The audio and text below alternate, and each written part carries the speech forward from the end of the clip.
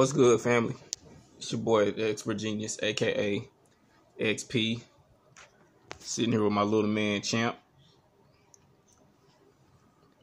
About to talk this boxing thing today. And today's topic is yet again Anthony Joshua. Now, I just got done watching this IFL video or interview Anthony Joshua gave. Just watched it like 3 times. First time listening to what he said, and then the next 2 times analyzing, his facial expressions and his body language. Which the words he was saying is cool, but it didn't really fit his facial expressions, and his body language seemed unsure. But let's get into what he said. Now,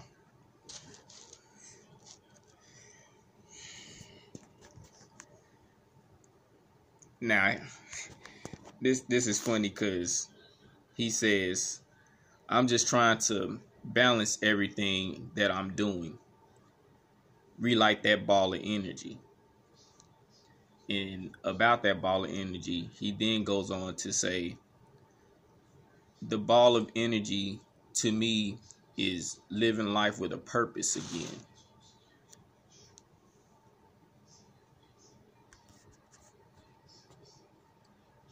You are a boxer. I know you was on top of the world, but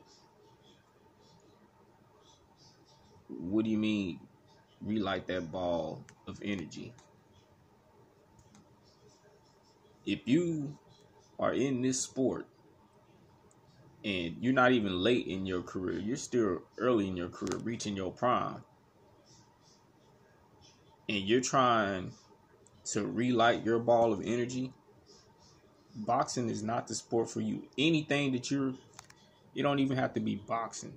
Whatever you're doing in your life, if you have to relight that fire to do it, whatever your profession is not for you. Point blank, period. Then they asked him about, the smack talk Andy Ruiz and all that kind of stuff has been talking. He's saying that, he only met Andy Ruiz during the press conference. That was his first time meeting him because, Jarrell Miller pulled out, and then he was the next best replacement.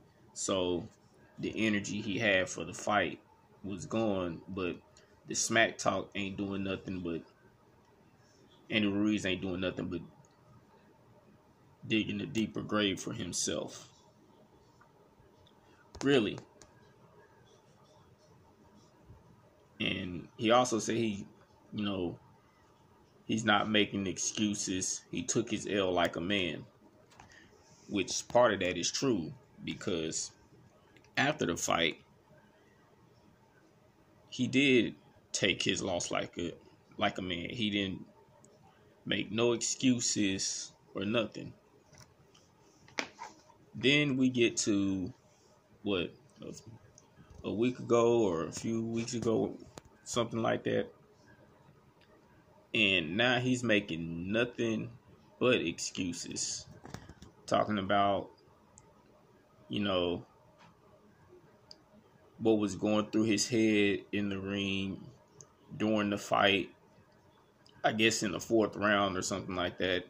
And he was worried about a fight outside of the ring.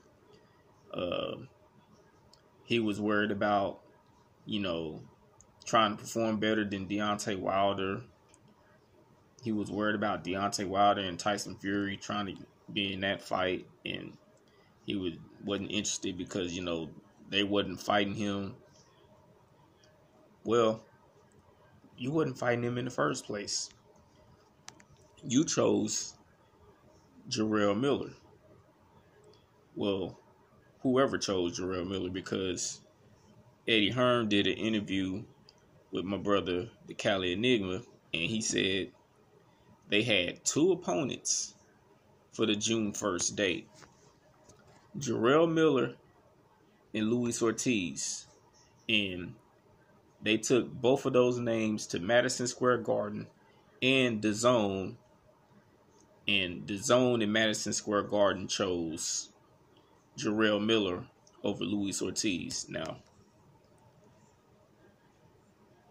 Eddie Hearn was trying to put the blame on DAZN in Madison Square Garden for picking Miller over Ortiz. Doubt that. That's Eddie Hearn. But like I was saying, he didn't make no excuses before, but now he's making all kind of excuses on why he lost and all that kind of stuff. Now, to me, if he would have just, like he was trying to say to Lennox Lewis, ain't no squirrels in my circle. G shit, only cuz, or somewhere, however he said that, trying to sound American. If you was really gonna keep it G, you wouldn't have made no excuses. You would have kept it how it was after the fight. You still had pressure on you to win, but not as much pressure. You would have went into the rematch with with Andy Ruiz. If you won, more credit to you. If you lost, hey, you just lost again. Maybe Andy Ruiz has your number. But now, with you making up all these excuses on why you lost, and then saying, Andy Ruiz is digging himself a deeper hole, and you're going to go out there and you're going to knock him out, and all this kind of stuff. And what Eddie Hearn is saying and all that kind of stuff. You're not doing nothing but digging yourself a hole, putting more pressure on yourself. So if the rematch happens, or whenever the rematch happens, you have built-in pressure that you're putting on yourself to go out there and perform. And with everything that you said, if you go out there and lose again, it's not going to just be, oh, well, maybe Andy Ruiz just has his number. No. Remember, you said you're refocused. You're trying to balance everything that you're doing and relight that ball of energy. Ruiz is digging himself a hole. You're going to knock him out. You're going to rewrite your wrong. You're going to show the people, another thing he said in this interview, you're going to show these people the act of bouncing back. Okay. If you go out there and Andy Ruiz mops the floor with your ass again, that's going to look bad, because then your fans really ain't going to have nothing to say. It ain't going to be, oh, well, Joshua had a nervous breakdown, or he had a concussion and, that affected him, or his mouth guard or his jock strap, whatever. That ain't going to be an excuse, because you said for the rematch, you're going to be focused and you're going to be determined. So if you go out there and you lose again,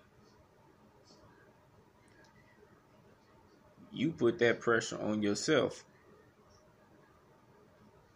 And if you lose again with everything you just said and then making up all these excuses, I'm going to dub you the heavyweight division's versions of AB. Point blank, period. You're going to be the heavyweight Adrian Broner. But, like I said, this is your boy, the Expert Genius, XP, bringing y'all some more mentally weak comments by the former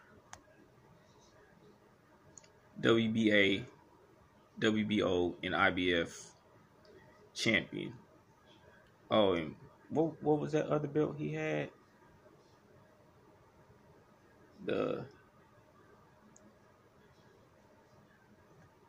It was I something. Oh yeah, IBO. That whack ass belt. But like I said, it's your boy XP. Hate, like, comment, subscribe. Shout out to the mighty LDBC, Black Media Row, and New Media. We in here. Peace.